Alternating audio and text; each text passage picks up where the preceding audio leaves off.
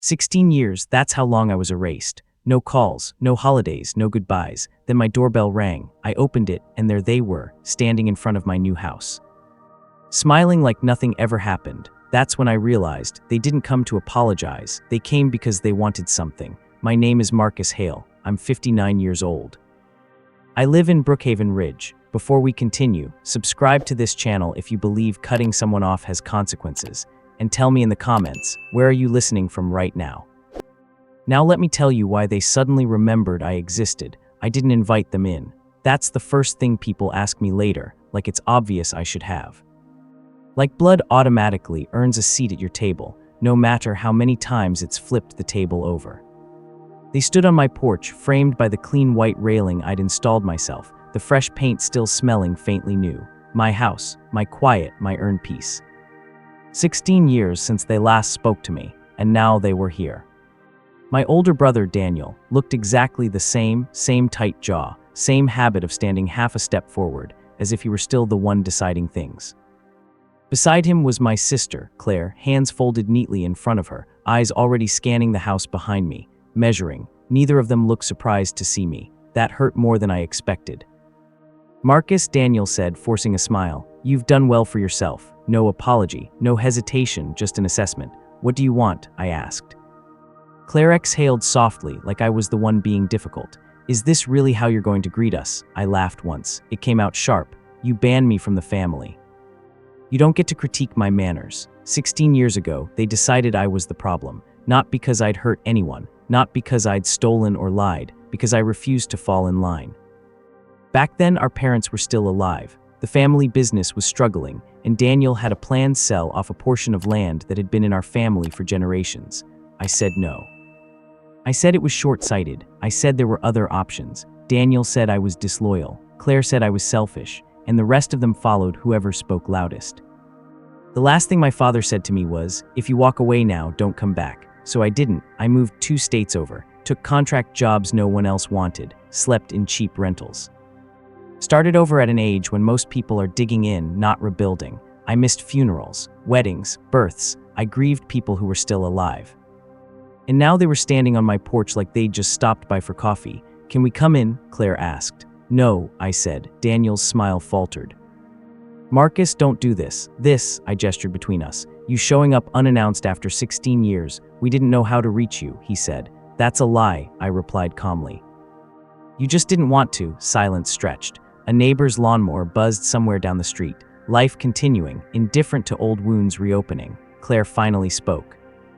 "We heard you bought a place." Of course they had. "You heard wrong," I said. Daniel chuckled nervously. "Come on, we're standing right here." "I rent," I lied. He didn't believe me. I could see it in his eyes. The way he glanced at the custom door, the landscaping, the quiet street. They hadn't come for nostalgia. They'd come for inventory. "Marcus," Claire said gently, switching tactics. "Mom would have wanted us to reconcile. Mom had been gone for 7 years, and not once had they called me when she was sick." "Don't use her," I said. Daniel's tone hardened. "We're family." "You made sure I wasn't," I replied. Another pause, then Daniel said it. "We need to talk about something." There it was. I crossed my arms. "You're already talking." "Not here," he said. "Somewhere private." I shook my head. "Say it or leave." Claire glanced at Daniel, then back at me. "The old property. The land near Red Willow Creek." My stomach dropped. 16 years, and that land still haunted them. "What about it?" I asked. Daniel cleared his throat. "There's been a development proposal. Big one, commercial and residential." "And," I said, and Claire added, "your name is still on one of the deeds." I felt a cold calm settle over me, so that's why they came. They hadn't found me to apologize. They hadn't come to fix things. They needed a signature. "You cut me off," I said slowly. "You told me I wasn't family. And now you remember my name because it's inconvenient." Daniel bristled. "Don't twist this." "I'm not twisting anything," I said. "You're standing on my porch because you want something I have." Claire took a step forward. "We wouldn't be here if it wasn't important." "I wasn't important when Dad died," I said. "Or Mom," her eyes flickered. Daniel sighed, frustration leaking through. "Look, holding grudges doesn't help anyone." I laughed again. "You think this is a grudge? This is a boundary." I opened the door wider, just enough to make a point. "This is my house," I said, "my life. You don't get to walk back in when it's convenient." Daniel's face hardened completely now. If you don't cooperate, this could get messy. There it was again, the threat wrapped in politeness. Get off my property, I said. Claire looked stunned. Marcus, now. They didn't move at first. Then Daniel stepped back, adjusting his jacket, already recalculating. This isn't over, he said. I know, I replied. That's why you should leave. They walked away without another word, their car pulling off the quiet street like a bad memory trying to blend in. I stood there long after they were gone, heart pounding, not from fear but from something else. A realization. They didn't just want the land, they were desperate. And whatever they were planning, it was bigger than a visit. I didn't sleep that night, not because I was scared, but because my mind wouldn't stop working backward. 16 years of silence doesn't end with a polite knock unless something is wrong, really wrong. By morning, I had coffee cooling untouched on the counter while I stared at the file box I hadn't opened in years. Old documents, deeds, letters. Things I kept because throwing them away felt like admitting they were right to cut me out. I pulled the box onto the table. Red Willow Creek. Just seeing the name again tightened my jaw. That land was the reason everything broke apart. My grandparents' land, not just acreage, history. Floodplain trees older than the town, a narrow stretch everyone said was useless. Daniel called it dead weight. I called it short-term thinking. I dug until I found the deed. My name was still there, joint holder, never removed, never transferred, so why now? I called the county records office. A woman answered, cheerful, efficient. Yes, she said after a pause. There's been a recent filing related to that parcel. What kind of filing? A zoning reclassification request, preliminary stage. My stomach dropped. By who? She gave me the company name. I didn't recognize it, but I recognized the pattern. I ended the call and did what I should have done years ago. I called a lawyer, not a family friend, not someone who knew Daniel, someone neutral. By noon, I was sitting in a glass-walled office across from a woman who listened more than she spoke. When I finished explaining, she leaned back. They need your consent, she said. Otherwise this stalls. Stalls how? Completely. That explained the visit. They threatened me, I said. Not directly, but it was there, she nodded. Then expect pressure. Pressure arrived faster than I expected. That afternoon, my phone rang. Unknown number. I let it go to voicemail. Daniel's voice filled the room. Marcus, we got off on the wrong foot. Let's meet, just the two of us. I deleted it. An hour later, another call. This time Claire. Her voice was softer than I remembered. You don't have to punish us forever, she said. We're trying to fix something. Fix, like I was the thing that broke. I ignored it. The next morning, a man showed up at my door. Not Daniel. Not Claire, a stranger in a tailored jacket, smiling like he'd practiced it. Marcus Hale, he asked. Yes, my name is Evan. I represent a group with interest in some property your family owns. I'm not interested, I said. He raised his hands. Just a conversation. No, I repeated. He lowered his voice. Your siblings think you're being emotional. That did it. I'm being careful, I said. Leave. He hesitated. You could benefit greatly from cooperating. I already have, I replied. By surviving without them. He left, but not before looking back at my house like he was memorizing it. That night, my neighbor knocked. Guy was asking about you, he said. Said he was an old friend. I thanked him and locked the door. Pressure, exactly like the lawyer predicted. I drove out to Red Willow Creek the next day. I hadn't been there in over a decade. The land looked the same, quiet, untouched, but something felt different. Markers, survey flags, they'd already started planning. I took photos, notes, recorded everything. As I stood there, I realized something else. They hadn't just cut me out emotionally all those years ago. They thought they'd outlast me, that I'd disappear. That I'd be too tired, too broken to matter when the time came. They were wrong. That evening, Daniel finally showed up again, not at my house. At the diner I went to every Thursday. Coincidence? He slid into the booth across from me like nothing had happened. You look good, he said. You look nervous, I replied. He forced a laugh. Always dramatic. What do you want? He leaned in. Sign the consent. You'll be compensated fairly. And then this all goes away. No, I said. Then you go away. His smile vanished. You always did this, he said quietly. Act like you're better than us. I acted like I had a spine. He straightened. You don't understand the scale of what's happening. I understand you didn't come for me, I said. You came for my name. His jaw tightened. You think this house makes you independent? He asked. You think you're untouchable? I stood. Conversation over. As I walked out, he said something that stopped me cold. If you don't sign, we'll make sure you regret it. That night, my lawyer called. They've filed a motion, she said, claiming you're uncooperative and obstructive. Is that illegal? No, she said, but it's strategic. I looked around my quiet house, the life I built brick by brick. They're not done, I said. No, she agreed. They're just getting started. And for the first time since they showed up on my porch, I understood something clearly. This wasn't about land anymore.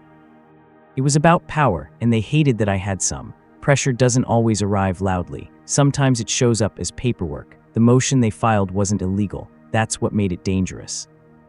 It framed me as the obstacle, unreasonable, emotional, obstructive. Daniel's favorite words he'd been using about me since we were teenagers. My lawyer called it positioning. They're setting the stage, she said. So when they ask again, it looks like you're the problem. I stared at the documents spread across my kitchen table. Maps, zoning notes, projections, all dressed up in neutral language that pretended this was business, not betrayal. They think I'll fold, I said. They think time is on their side, she replied.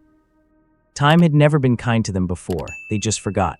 The next move came from a direction I didn't expect. My old aunt, Ruth, called. We hadn't spoken in years, not since the split.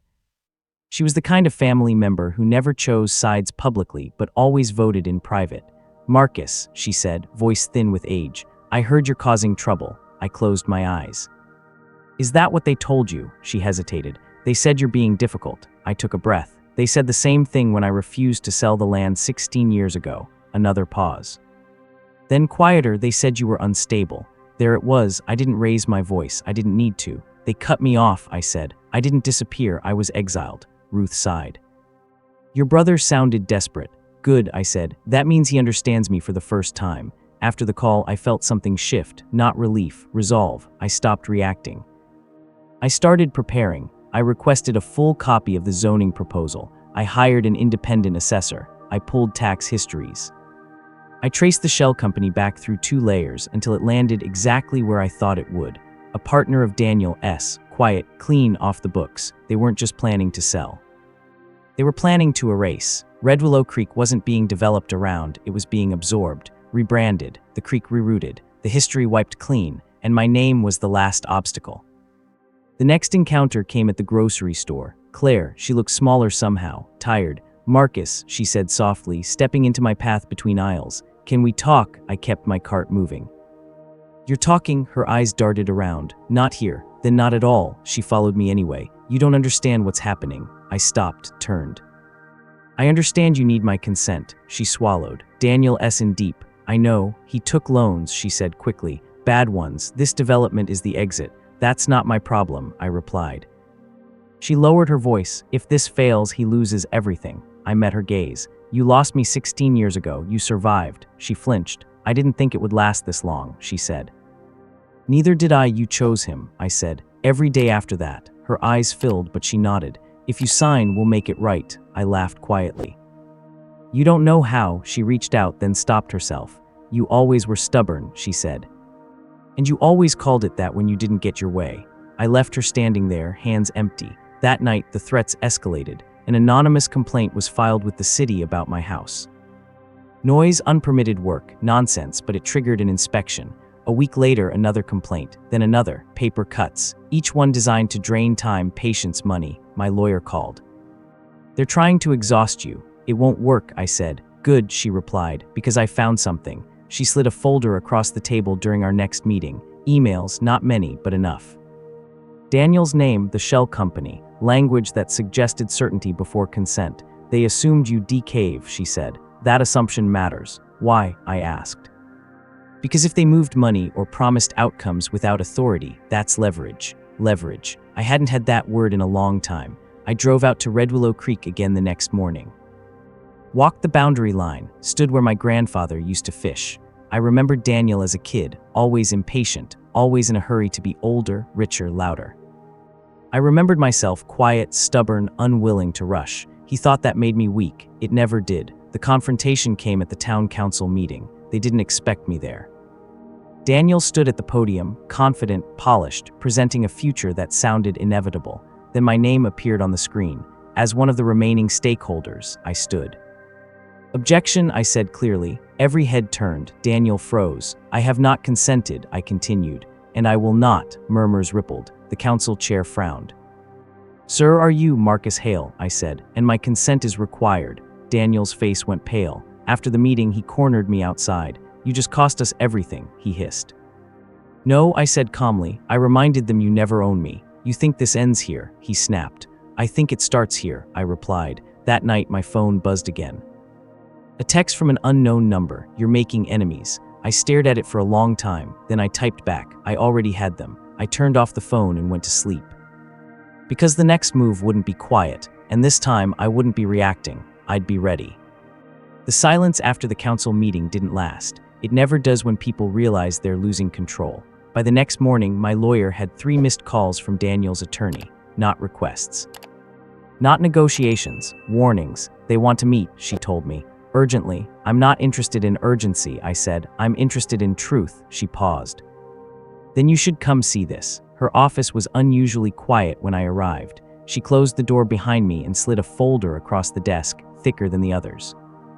"After the council meeting, a few things started unraveling," she said. "People talk when plans stall." Inside were financial records I hadn't seen before, loan agreements. Short-term notes with aggressive timelines, clauses that made my stomach tighten. Daniel hadn't just taken loans, he'd taken risks he couldn't cover. "Without the development," she continued, "he defaults in less than 60 days. So that's the clock," I said. "Yes," she replied. "And here's the part that matters to you." She turned to a marked page. "Your signature isn't just consent," she said. "It's collateral." That word hit hard. "If you sign," she went on, "and the project fails or stalls later, liability could touch you." I sat back. 16 years of exile, and they were still trying to drag me down with them.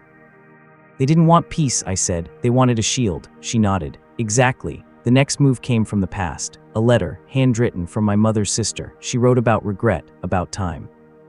About how families break when pride takes over. She didn't mention the land. That omission spoke louder than anything else. I didn't respond. Instead, I did something Daniel never expected. I went public, not loudly, not emotionally, strategically. I submitted a formal statement to the county regarding the land's historical value, attached assessments, environmental reports. Documentation going back decades. It forced a review, a slow one, the kind that doesn't care about deadlines. Daniel showed up at my house that night. No warning, no politeness. He pounded on the door like he used to when we were kids. I opened it and didn't step aside. "This ends now," he said, eyes wild. "You think you're clever? I think you're desperate," I replied. "You're going to ruin everything," he snapped. "You already did," I said. "I just stopped you from blaming me." He laughed bitterly. "You always needed to win." I met his gaze. "I needed to be left alone. You don't get to decide that anymore," he said. "You're involved now." "I was always involved," I replied. "You just pretended I was." His phone buzzed. He glanced at it, then back at me. "They're backing out," he said. "Investors, partners, because they can't pretend consent anymore," I said. He stepped closer. "Sign." "Let this end." "End for who?" I asked. "For all of us," he said. "No," I said calmly, "just for you." His jaw clenched. "You're enjoying this." I shook my head. "I'm surviving it." He stared at me like he was seeing me for the first time, and maybe he was. The final straw came 2 days later. A cease and desist letter, not from Daniel. From the shell company, claiming I was interfering with business operations. My lawyer smiled when she read it. "This helps us," she said. "How?" I asked. "Because it confirms coordination," she replied. "They assumed authority they don't have." The investigation widened, quietly. Banks started asking questions. Permits paused. Emails surfaced. Daniel stopped calling. Claire didn't. She showed up one evening alone. No confidence this time. No tactics, just exhaustion. "I didn't think it would collapse like this," she said. "You thought it would collapse on me," I replied. She looked away. "I thought you'd cave." "Everyone did," I said. She nodded slowly. "I was wrong." For a moment, I almost felt sorry for her. "Almost? They're blaming you," she said, "saying you did this out of spite." "I did it out of self-respect," I replied. She took a breath. "What do you want?" The question hung there. 16 years ago, I wanted an apology. 10 years ago, acknowledgement. Now, I want my name left alone, I said, and the truth left intact. She nodded. "I don't know if I can give you that." "I know," I replied. She left without another word. That night, my lawyer called one last time. "It's shifting," she said. "Your brother's partners are distancing themselves. And Daniel," she paused, "he's exposed." I sat on my porch as the sun went down, listening to the quiet I'd fought to protect. They came to my house thinking I was the final obstacle. They were wrong. I wasn't an obstacle. I was the line they should never have crossed. The collapse didn't happen all at once. It came in pieces: a canceled meeting, a delayed permit, a quiet withdrawal that no one announced publicly. Daniel had built his plan on momentum. Once it slowed, everything underneath it started to shake. My lawyer called early one morning. "They've frozen the financing," she said. "For how long?" "Indefinitely." I didn't celebrate. I didn't feel relief. I felt something colder. I knew what came next. When people realize they're losing, they look for someone to sacrifice. By noon, my phone lit up with messages I hadn't received in years. Cousins, old family friends. People who hadn't checked if I was alive but suddenly cared deeply about reconciliation. The language was always the same. Let bygones be bygones. Family is family. This has gone too far. None of them said you were wronged. They said you're inconvenient. Daniel didn't reach out. Claire did. Again, she left a voicemail this time. Her voice was unsteady. They're blaming him. The partners, the lenders, everyone else asking why the deed was never clean. I deleted it. That afternoon, the news broke. Not headlines, not front page, local business section. A development proposal withdrawn. Financial irregularities under review. Daniel's name wasn't mentioned yet, but it would be, because once scrutiny begins, it doesn't stop at the surface.